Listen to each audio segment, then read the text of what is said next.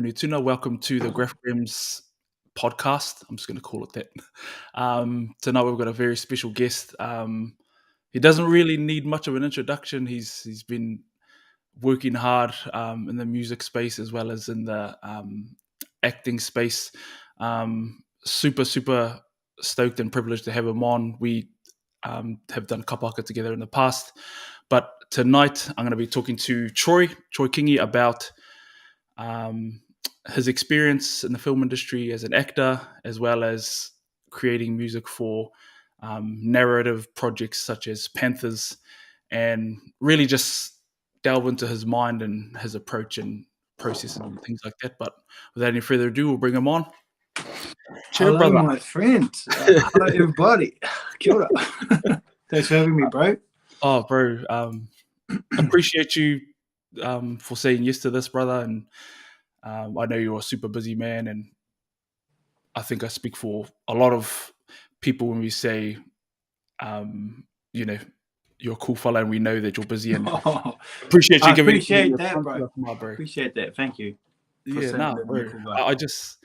I just did a post in our Discord to our community, and I was just telling you about our community before, but I said one of the things that inspires me most about you is how you define the things that you're doing. Like, you define how people are going to see you, and what I mean by that is you're not like a person who just gets boxed in to just be, like, for example, a musician who just plays rock, or just a musician who plays reggae, for example. Like, you've got this album approach where you're doing a different genre every year for 10 years, 10 albums.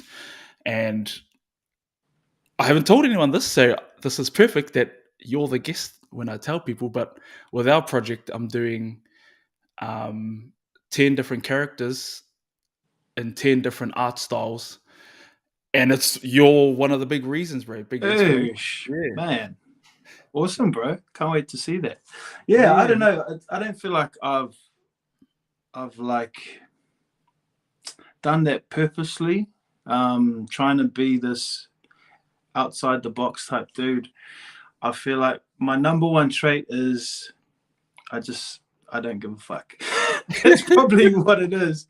I also feel like living in such a small town, small community right up in the far north, it's easy to just run with ideas and not have any filter, not have any blowback or anything, because there's no one here to say, hey, bro, what are you up to? So sometimes, I'll make up in a theme or the name of an album, like Shake That Skinny Ass all the way to Sagatron, and there's no one here to say, bro, that is the worst name I've ever heard in my life. So I just run with it full steam ahead and try and make the most of it. And I feel like I have a lot of ideas like that. And it's just really easy to run with them because no one's saying no. Yeah, that's interesting, bro. Are there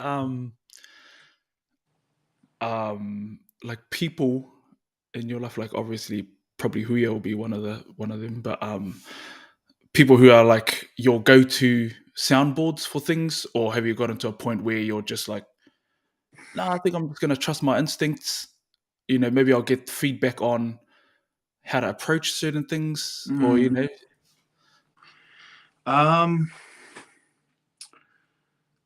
for a long time I had no one. I don't think I was just me. But as time goes on, as I get deeper into this 10 albums in 10 years, 10 different genres project, it is getting harder, and I do need people to bounce off and kind of guide me, especially in styles that I'm not accustomed to.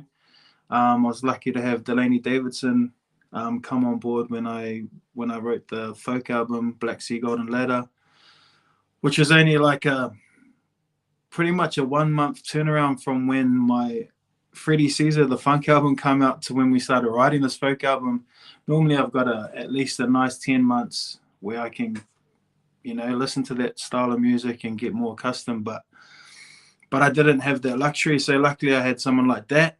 And not going to tell you what the next album is, but I had another guy come on come on board on this one, who's real entrenched in that style of music, which just made it super easy. So, answering your question, actually, right now I do. My bass player, Marika Hodgson, who's been with me pretty much since the start of this whole project. We've come up with the concept for the next album.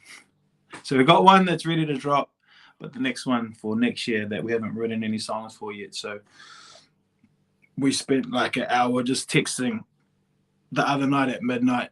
And then by the end of it, I went to bed with a smile on my face, kind of knowing what my concept was going to be for the next album. Well, a vague idea.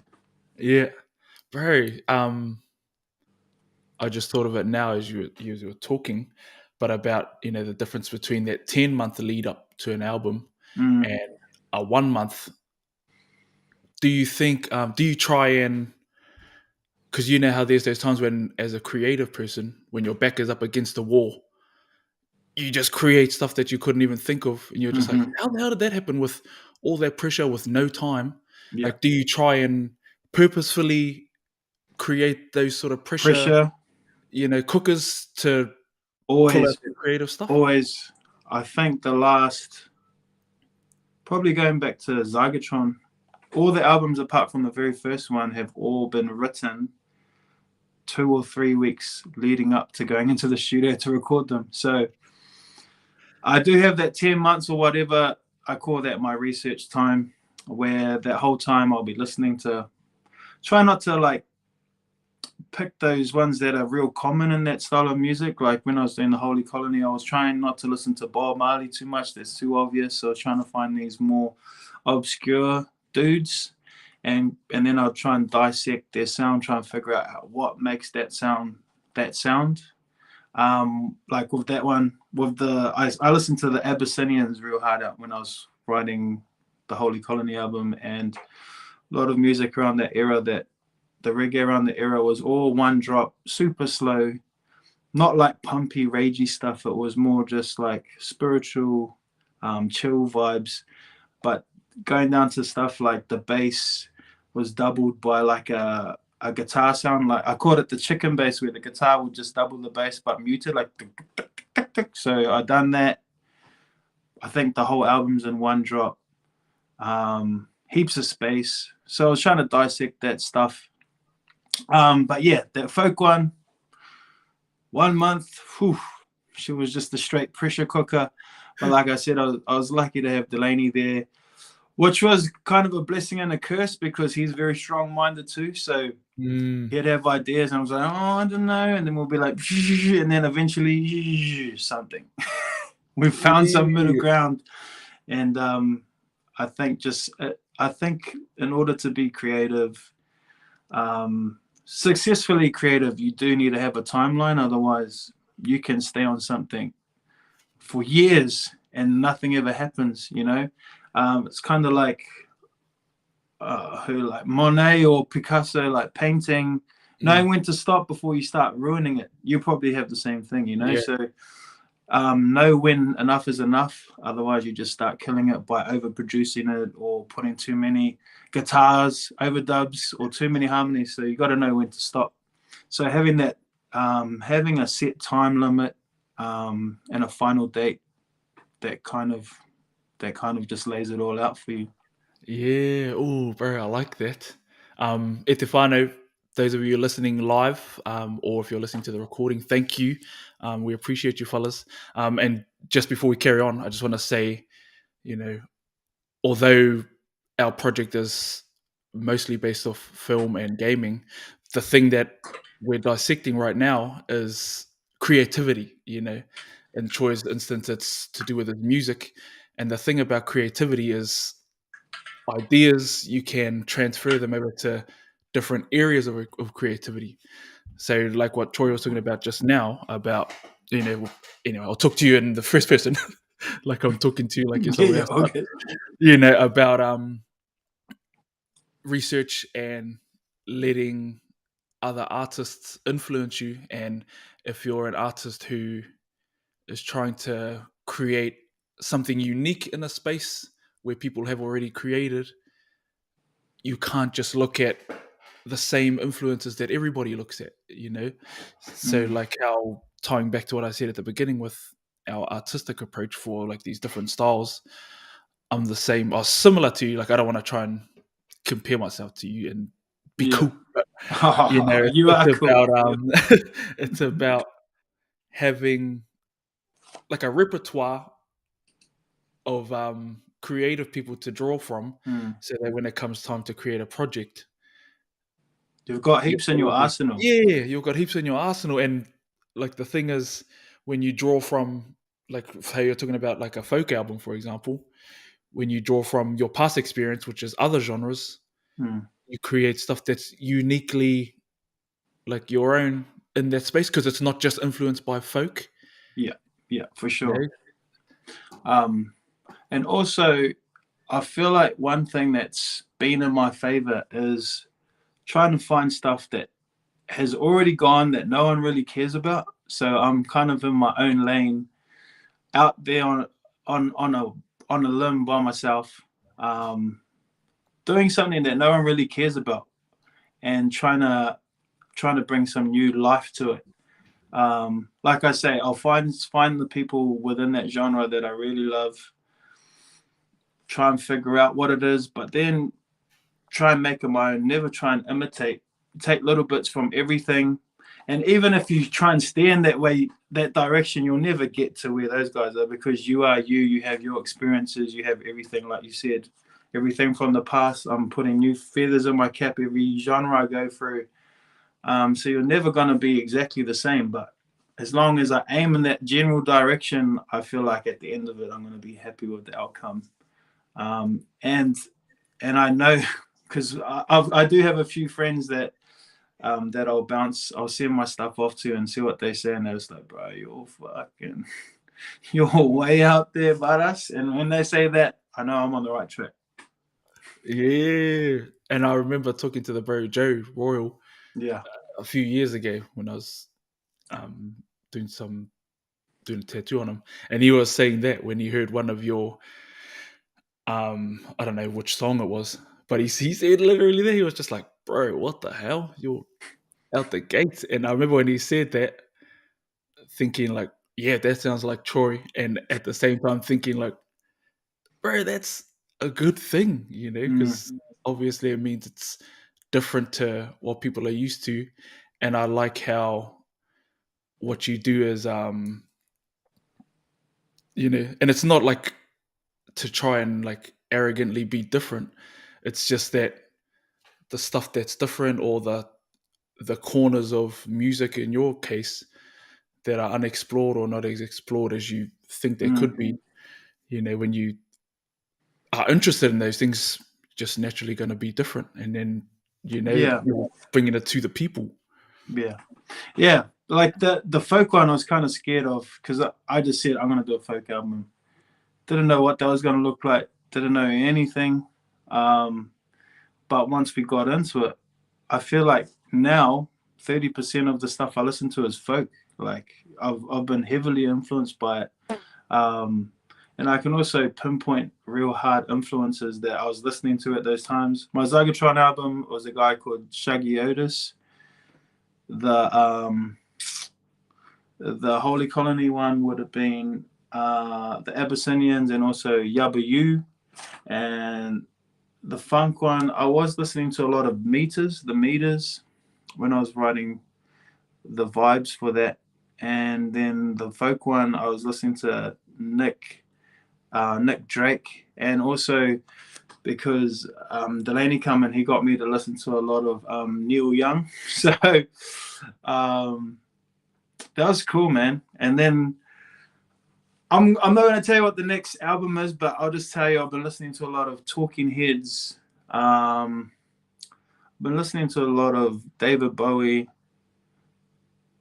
Prince, maybe a little bit of Prince, maybe even a little bit of Michael Jackson. So that's the next vibes.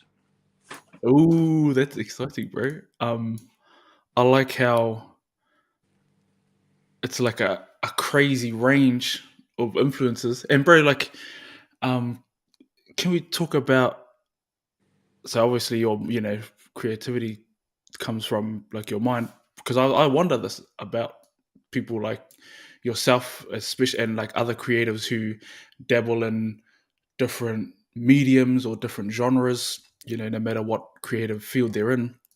But bro, is your mind just going like 100 miles an hour and you're just trying to keep up with your ideas and all that? I feel like it's slowing down a little bit, but I'm always coming up with concepts. I'm always trying to think of the concept and the sound. Like I said about texting my bass player the other night, went to bed smiling because I had them bouncing a vague concept in my head, and then once we started texting, and it kind of got stronger and stronger, and then by the end I was like, I think I can kind of see it.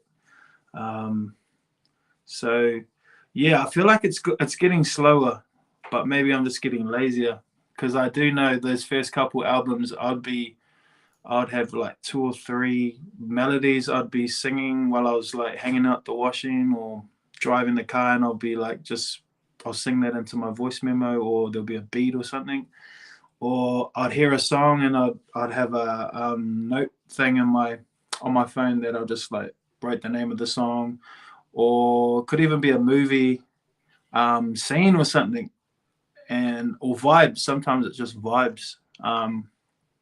And I'll just write down ideas, or I hear a song on a certain movie or something like that, and it's trying to capture that feeling.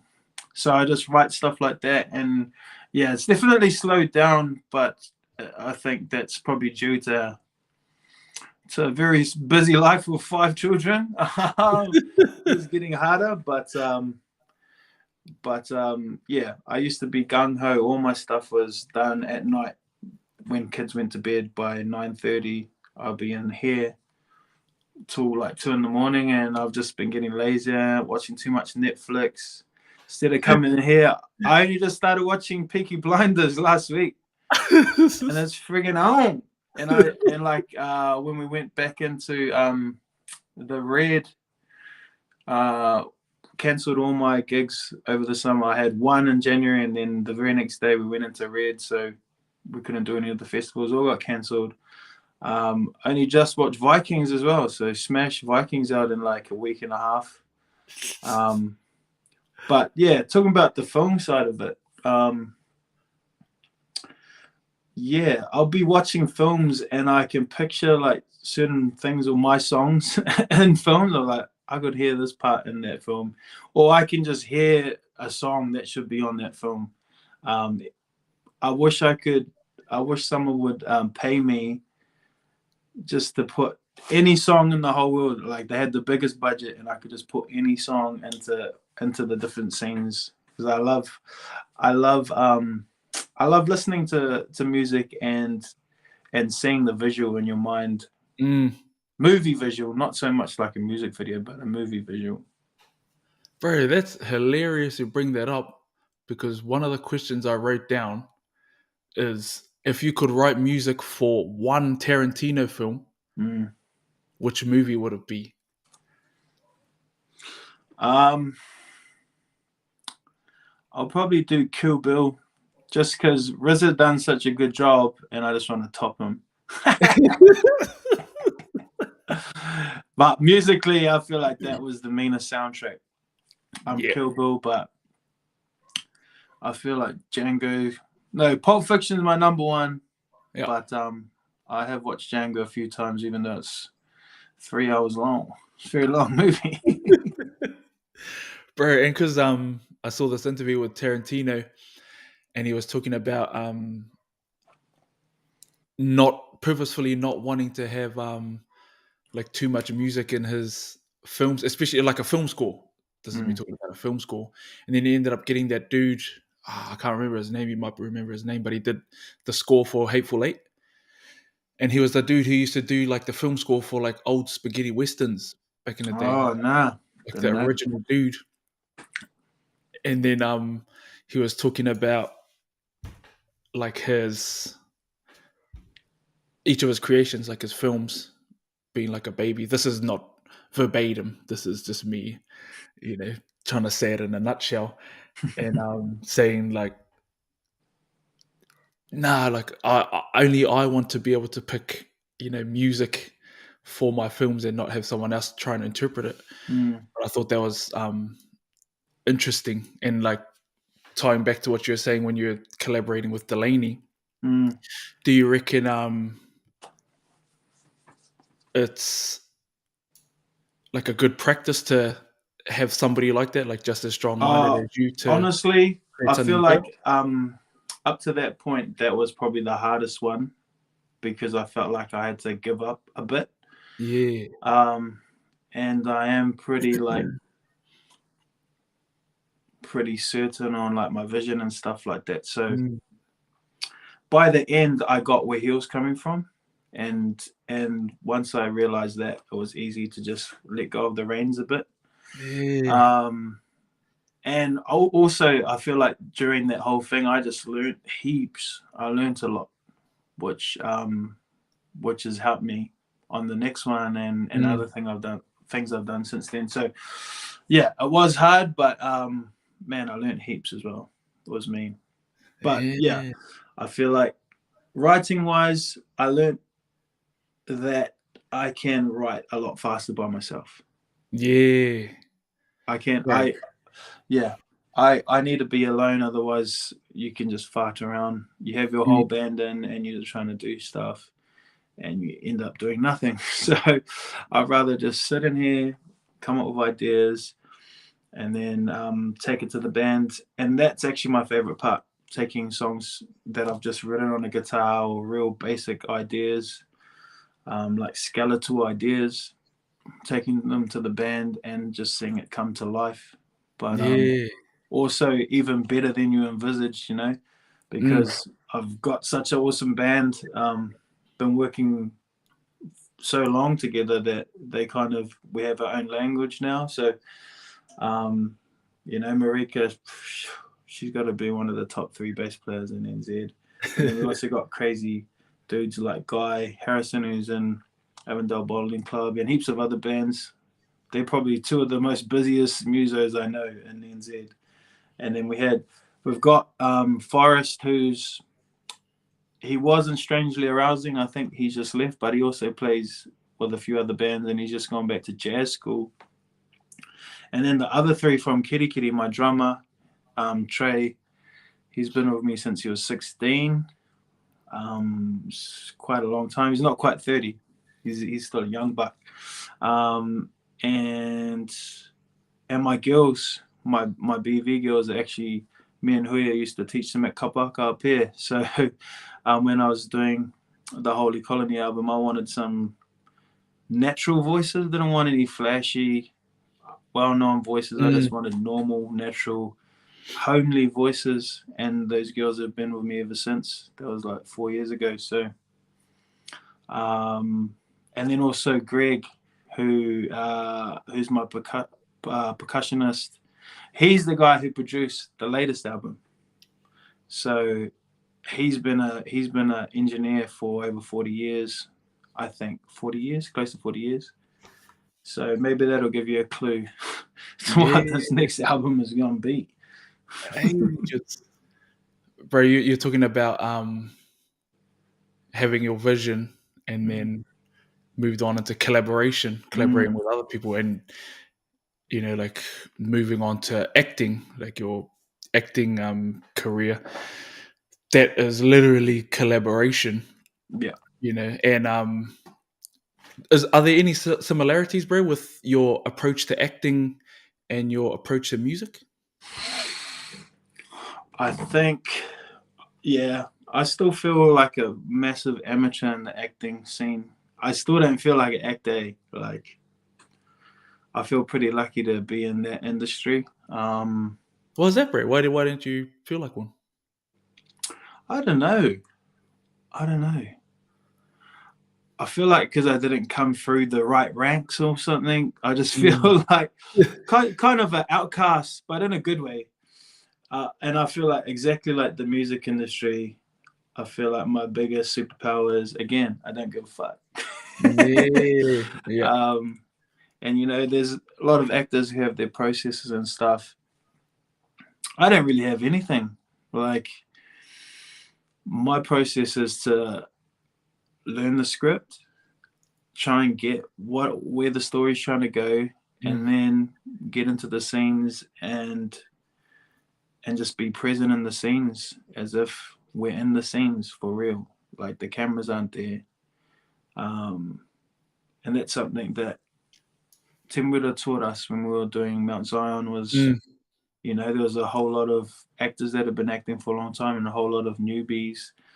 And that's exactly what he said. Learn your script, but when you get in the scene, just be present in the scene and respond. So don't wait for your line, like actually respond to the people. So when they talk to you, you're not like waiting for your line. You're like responding to the way that they say their line. And because you're responding to them, you're giving them something better so they can respond to you. And then it just becomes the actual real living thing instead of two people in front of a camera. It's you're actually doing it for real. So I think my process is trying to capture the natural thing of it. Yeah. Not trying to act, not trying to be forced or anything, just trying to be present in a scene. Yeah. Ooh, I like that, bro. Because I haven't had the privilege yet of speaking to many actors and like diving into their minds about that. And like when we were on Muru, there was not really much time to even talk. You know, like we were right there together, but you know, two separate roles. Oh man, I can't wait to watch that. Bro, same. I know who done the score for it. I don't know if I can say it, but he's watched it I don't know how many times, and he said it's like one of the most powerful films he's seen from NZ. Breaks his heart every time he watches it. It's like very sad, very sad. So, up. Yeah, I can't wait. Bro, before I move on to the next question, I just wanted to tug on that thread. I remember at when we were Ruatoki and we were filming, and there were some extras and there were police officers. Yeah. Bro, they had no idea that all of that stuff actually happened. That like there were those raids and that armed defenders stopped the bus. You know, they thought it was just a made up story. And then when someone told them, it was on the day that we had like a big scene with a lot of people, but they had to, I think they had the rest of the day off, like just for emotional. Oh, really? Yeah, emotional stuff, and they just because they could not believe, because you know when you're in that situation, you think, "Wow, this is crazy," but this is fake, you know. So we just acting, and then to actually have something like that had actually happened. And I just wanted to just put it out there in terms of how I bet after that, because when they came back the next day, it wouldn't have been just reading or memorizing lines. Yeah. Like far out. Yeah, that's true. Some due diligence we've got to do. But anyway. Yeah, and talking about collaboration, like film is a real. I just love all the mechanics of it, you know, because you need so many moving parts to align for something to turn out really well. Like I had this one scene where I was supposed to cry, and another thing that I did, and I watched. I've got my thing for when I want to cry in something. I watched that the Will Smith thing on Fresh Prince, not the Will Smith slappy, but the Fresh Prince one when he's talking about his dad. What? Yeah. Why doesn't he want me, man? Why doesn't he want me, man? Yeah, that one. So I watched that, and then it's like action. I'm just like already in the state. Went down, felt like it was a good take, but the camera was in the wrong place. The lighting was not quite there. So yeah, so it's cool. It's cool though that you know, you just got all these people that are real good at what they do and trying to do the best thing just so these fellas or these people can look real good on the screen. It's pretty out of it. The things you draw on, eh? Right, and that's one of the things I wanted to bring up was, do you think kapa haka has made acting easier? Good question. I don't know. I've never thought about that, eh? I suppose, you know, standing in front of thousands of people takes the edge off a little bit. and Mm. I feel like I've never had that stage fright being in front of the camera, so maybe that does stem from that. Um, I don't know. What do you reckon? Because my reason for asking that question is, you know, how when you do haka, Mm, it's like you transform, you know. And for anyone who hasn't done it before, it's yeah. pretty hard to explain. But you know, with in Māoridom, for example, like Sai. Let's talk about Sai, one of Mm, the shyest, quietest fellas if you don't know him. yeah. But then on the stage, he's the loudest fella Mm, there. You know, and how that's a total 180 in terms of what you see. You yeah. know, I and like, suppose being able to just switch it on. yeah. Yeah, probably. I've never thought about it, but I've always felt really comfortable. You know, be playing cards or whatever. And they're like, "Oh, you want to go straight onto the screen," and you just like switch on. So maybe that does stem from kapahaka. And Mm, yeah, you definitely. There's moments where, you know, especially in the whakaeke, you've just done a choral, nice, sweet, happy, and then you straight change of into haka mode, you know, mm, from like a 30 to 150. And yeah, kapahaka is its own beast, even when mm, it comes to the musical side of it, because you know my albums and stuff like that, I'm never singing at 100% volume, yeah. but so that one when I come back for 2017, I hadn't done Kappa for a while, and I hadn't Since sung like 2013. that. That was the last one for me, Yeah, it was 2017. 4 year Yeah, break. and yeah, it was just really different, and I was like, oh shit, this is a different type of singing, but also because you had already been in Waranga for maybe 3 months, and I Mm. just sneak We're in there. we're at the 11th hour practically.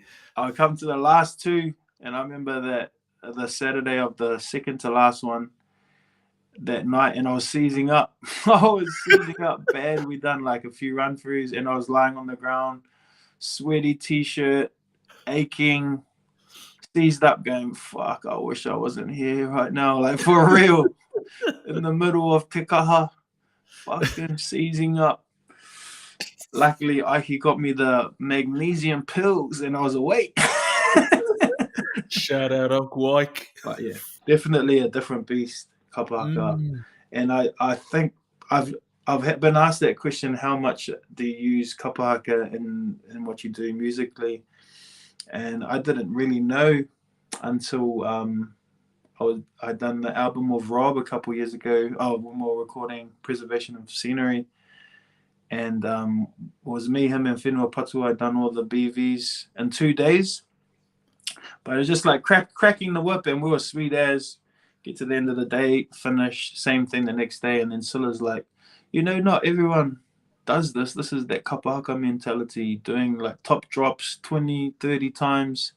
And I was like, oh shit. Because every time I'm in the studio with my band, you know, not all of them have been in kapahaka, probably none of them actually, and it'll be like 3 or 4 in the afternoon. I'm just like focused as trying to get the stuff done, and someone will come up. Oh, am I allowed to go and get something to eat? And I'm like, oh shit, yeah, bro, go, all good. sorry, brother. But yeah, but that's definitely that kapaka mentality where you got the Mm, stamina to just keep going hard until the mahi's done, type thing. mm, That's the biggest thing I've learned, I think, from kapaka. mean. And the reason I bring it up is for anybody out there who is thinking of getting into acting and you have Mm, a couple haka background, yeah.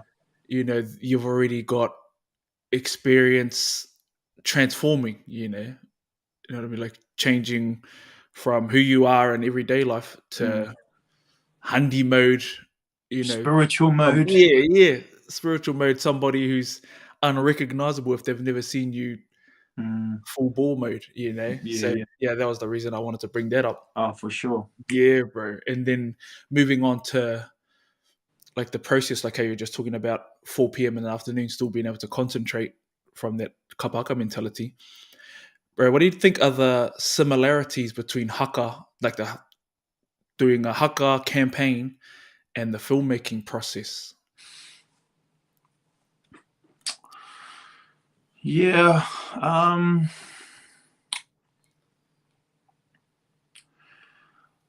I think one thing from an actor's perspective is,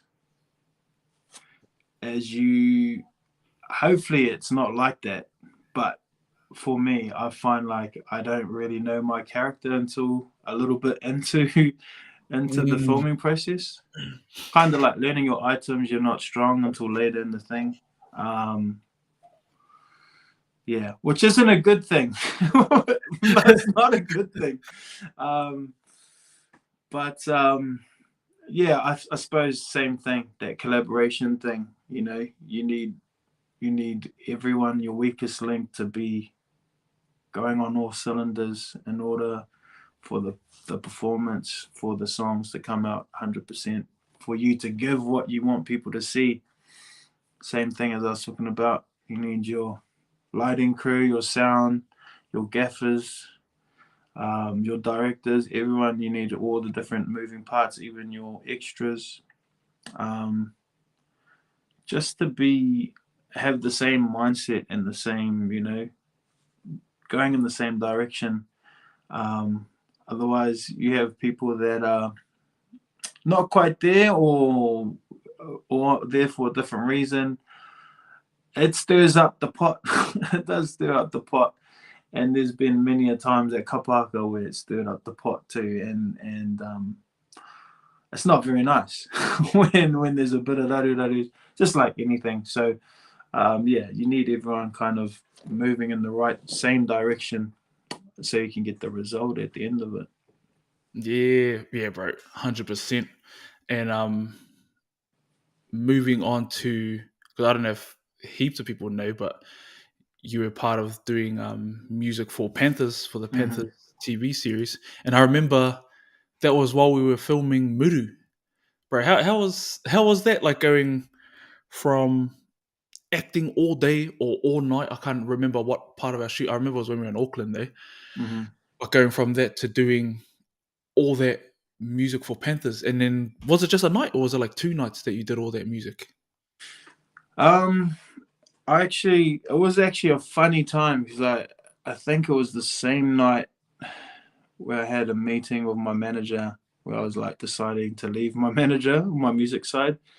So I was staying with Joe Royal actually in Auckland, went back Oh to yeah, his place, and I was in a bit of a funny headspace. And then I got a message from Tom Hearn, the producer for Panthers, yeah. who basically they had been listening to the Freddie Caesar album the whole time they were writing. Him and Nua were writing the Panthers series, and Mm. they might have already had a music director, and they got all the stuff back, and they it wasn't quite the direction they were looking for, and they're like, "What do we do? I think we've paid this guy for this stuff. Do we just go with it, or do we need to find someone else?" And they're like, "Oh, I feel like music is quite a big part of the production, Mm. so."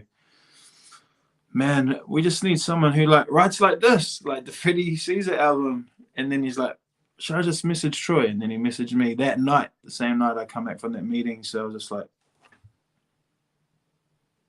Polynesian Panthers, right? I'm here tomorrow. Do you want to meet up? So I met with them the very next day, 10:30 the next morning, and basically they wanted me to write write new tunes for the whole series, Mm. but they needed it before they started shooting, which was like a month after that. And I was like, yeah, man, okay. And I also was kind of on a semi tour. I had a few gigs, so I was kind of on the road. And I was like, yeah, all good. And when we broke it down, I think it was close to like 25 songs. Not Wow. like full songs, but little snippets. Still a different. Yeah, but ranging from like soul to funk to reggae to like loungy jazz Mm. to rock, all sorts of different things, which I feel like I was kind of made for it because I'd been training myself. So, but he wanted it to be in that same flavor and that same era as the Freddie Caesar album. So, yeah, all I said was, give me a reference for if you could have any song in the world on these particular parts that you want, because he had broken down his whole every every episode and every scene, and he said, I wanted this type of song and this part, this type of song here, this type of song. So I said, give me a reference for all of those and I'll go away. So he gave me all these references, different songs, and I went away and done the same thing that I've been doing for all my albums, broke down those songs to figure out what made those songs, and then made my own type of version of those songs. And yeah, we ended up, I think it was the week leading into them filming. I went in the Monday and they were filming the Sunday, so 7 days later. So I went on Monday and we recorded it, finished in 4 days, and I just slept on the skinny as like futon in the studio. Pretty much the floor. Yeah, had my engineer working till like midnight, get up, scheduled in the band. And there was even one day where I had Diggy Dupe in the morning, and just as he was about to leave, Foof, John Luafutu, Scribe's dad, who's the one with the big F, the skinny fella, was playing Scribe's dad. Yeah, bro. He turned up and I wrote a song with him. I think there's only a little snippet of it in the series, but got him to do the lead breaks. And then just before he was ready to leave, my BV girls come. So they were like crossing over, like completely different things that we're doing. And then the girls, we ended up doing all the BVs on all the songs. If you hear any girl BVs, it'll be them. And then the following day was a little bit of mixing, and then it was done. And I think they had a production meeting on the Saturday, the Panthers crew, and they played one of the songs that I wrote. And it was about the raids, but also like people getting sent back to the islands. And I know that a lot of the crew in that happened to their grandparents and that, and I heard there was a lot of people crying and stuff. So I was just like, oh yeah, I done my job. And everyone was stoked with it. So yeah, that was it. And I feel like they made me a little token role. Just because I'd done the music, they gave me a little role. And they wanted me to name my character as well. So I gave them a list of characters. And the last one, the most stupid one, was the one that they chose, which was Pussy Smith. And when the album came out, the Polynesian Panthers album came out, I wanted it to be Pussy Smith on there instead of Troy Kingi. Yeah. But then I was just like, oh, that might be a bit much. So if you look at the album, it doesn't have Troy Kingi, it's got P. Smith. That's me, P. Smith. Anybody who was wondering, that's the reason it doesn't have Troy. That's what the P stands for, man. Like a pussycat. Or the pussy wagon. yeah, exactly. Bro, with Panthers for the album, they had a narrative approach, and obviously they had a narrative that they wanted the music to fit to. Bro, is there any part of the process when you compare that with how you normally approach your music, which is being an artist and there's no criteria from anybody else, the criteria is your own. Are there any little things in each of the processes that are like bottlenecks that clog up the creativity? Like, do you prefer going just your route where it's just you can just go unleash, or do you like having I really enjoyed it. It was pretty similar to the way I do my own stuff. I have a particular genre and I have all these rules, but then within those rules, try and bend them as much as you can to make a new fruity flavor. Same thing. They gave me their reference tracks, a kind of style that they wanted to do, but at the end of the day, they just left it up to me. So I just done my same process. Had a deadline, was a month. So I feel like that's the key, man. Got to have the deadline. So it's like, well, if I had longer, I probably could have like spent more time doing other stuff. But all the stuff that I did do, I was happy with. So same thing. Like I feel like my albums now, if I had 2 or 3 years to write the same album, I'd probably have the initial ideas and then I'll fight around with them for months, for a year, and then probably end up coming back to the first idea.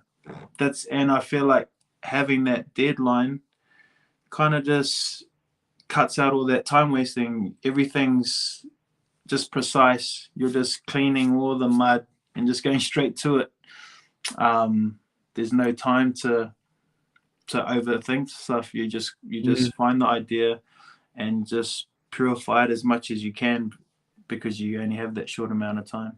Yeah, yeah, bro. I think because for me, I don't know what it is, but I have to have like my back up against the wall before I get a sense of urgency. I just cannot, for the life of me, create a fake sense of urgency. Like if I've got like a year, for example, to do a project, you'll still wait till the end. I wait till like I'm almost at the end, then I'll be like 100 miles an hour, and then every single time just say, "Why the hell does this happen?" So I think there's that sweet spot, where you Yeah, have to you be need it. close enough to it. But I feel like it's a certain type of person as well. Like my younger brother is the complete opposite. Like at high school, he would have an exam in like 5 months and he's like studying now, like chipping away at it. I'm like, what the? I was always a study the night before guy.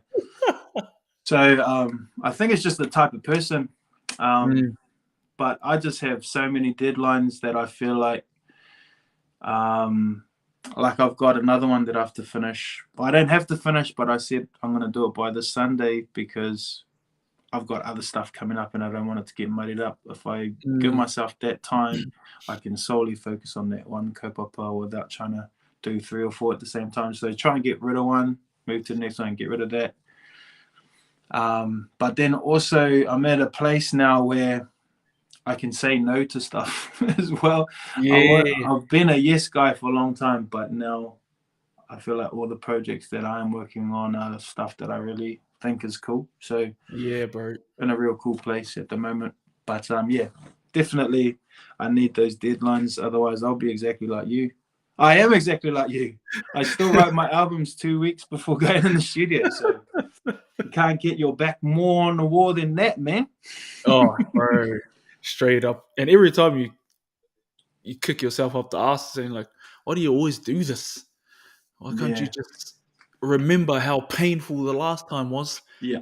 Okay, I'm just used to it. I know that really. it's going to be a 2 weeks of pain and then I can kind of rest. And I feel like because I've been doing my albums in like only the last 2 weeks before going into the studio, I'm really lax about it now, but maybe too lax. Like I'm going to get to one of these 2 weeks leading into the thing and just be like, oh no, I'm drowning here. Yeah. So far so good, but I don't know how long it's going to last for. We'll see. Bro, when you create, do you have like an order that you approach like your music? And if not, do you start with the hard stuff first, or do you start with the stuff that's fun so you can get yourself into it and then I always start with the fun stuff. Yeah. Most of my songs have been written music first. I always write the whole structure of a song before even writing one word. And most of the time the music will dictate what the song is going to be about. So I have my little ideas, my voice memos that are kind of in the range of that style of music, and that's enough. And then I'll just write the whole song with the melodies, and then I start trying to fit the lyrics into the melodies, but also the weirdest lyrics I can conjure up. So my biggest friend is Rhyme Zone.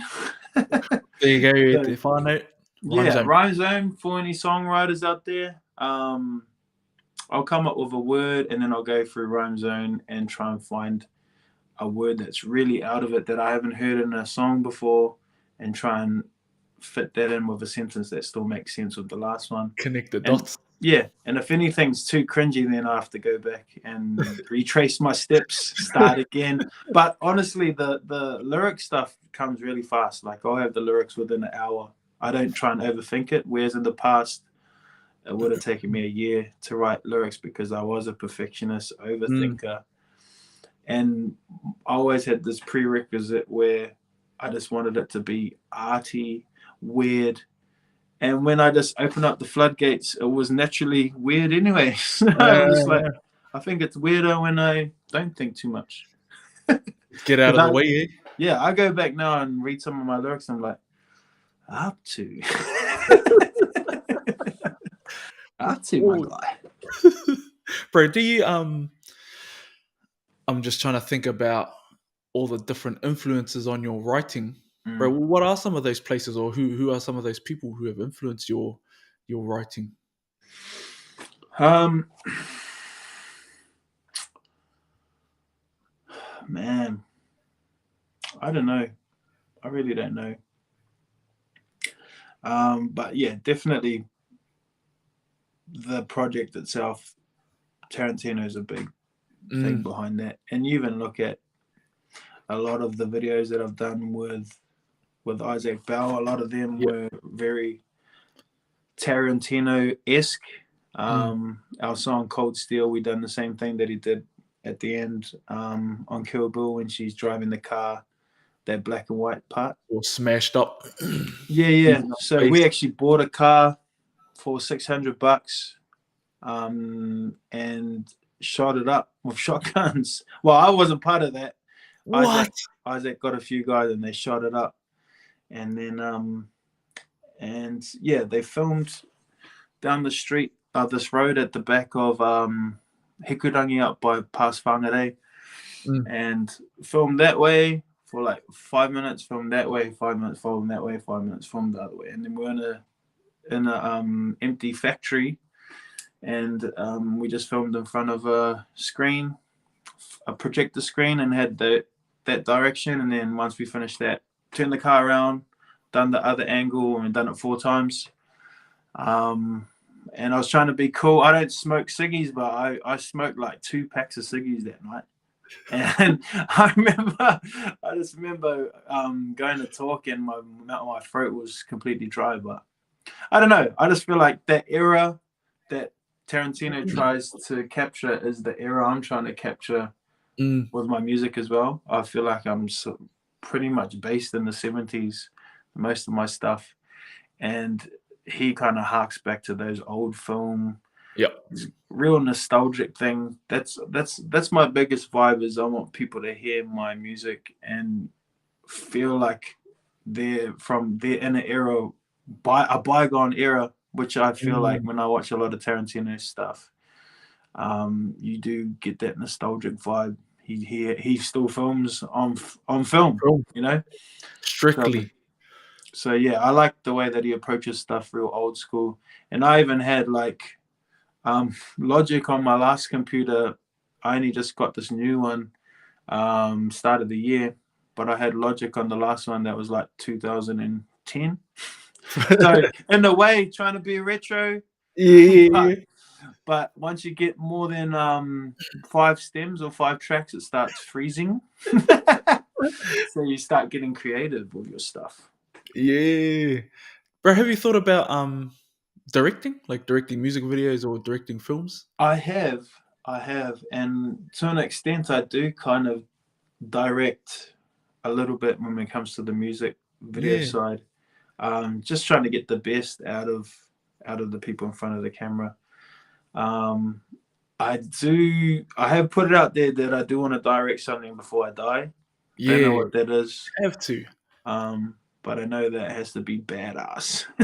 Yeah. Yeah, bro. Because One day. I remember it was one practice we were at Taurida, Mm, and I can't remember what year it was, but I remember talking to you, and we were talking about Fat Freddy's, and then talking about Quentin Tarantino a little bit, mm, and then like since then to now, seeing your visuals and then hearing you talk about him being a huge influence. Mm. That's the reason I asked the directing thing. But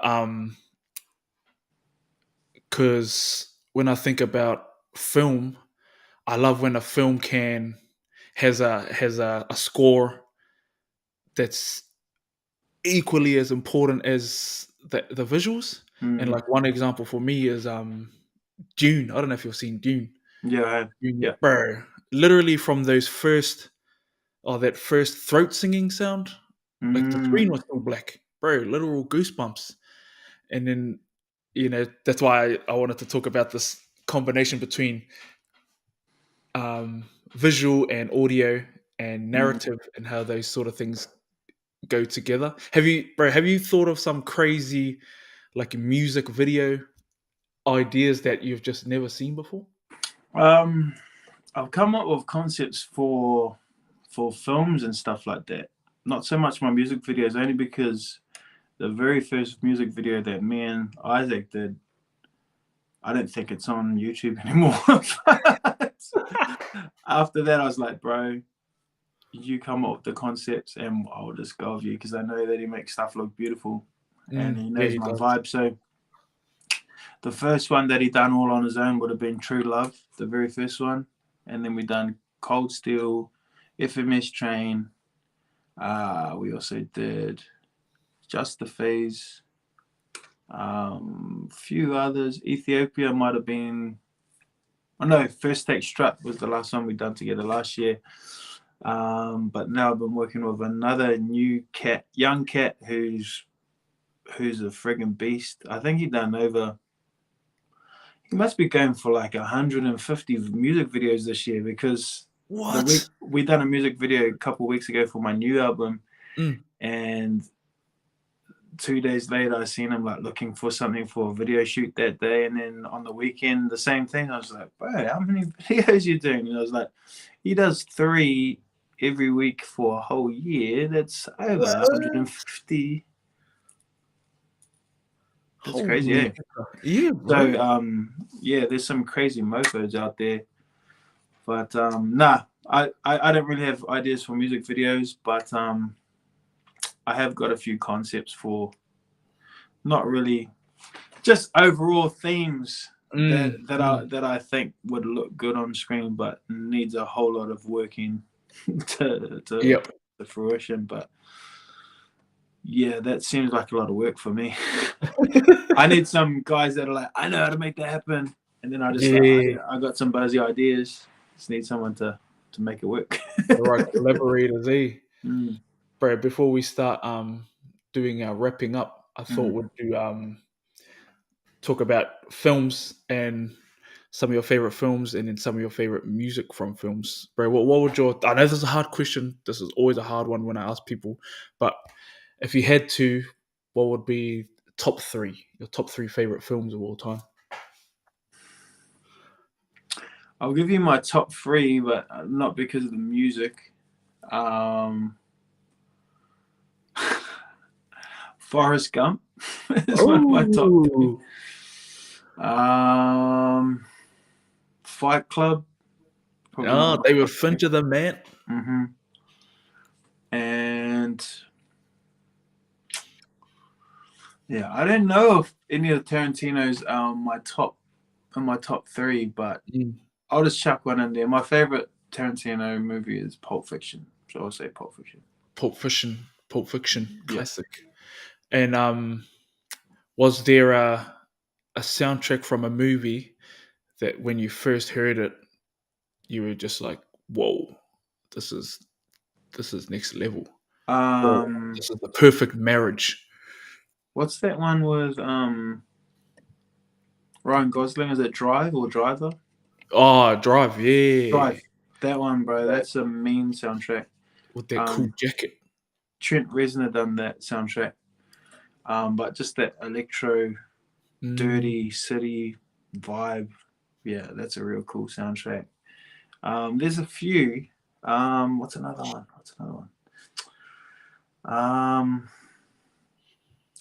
Kill Bill, man. It's got the yeah, meanest soundtrack. Ranging from RZA doing the all the way to those, what are they called? The 1, 2, 3, 4, 5s, or the Japanese girl band on there. Yeah, and then there's that jing, jing, jing, jing, jing, jing, Yeah. But also when she gets the Hattori Hanzo sword, and then it plays Wairu wa te puna aroha. It's like, who's the Māori who stole that bloody Japanese tune, eh?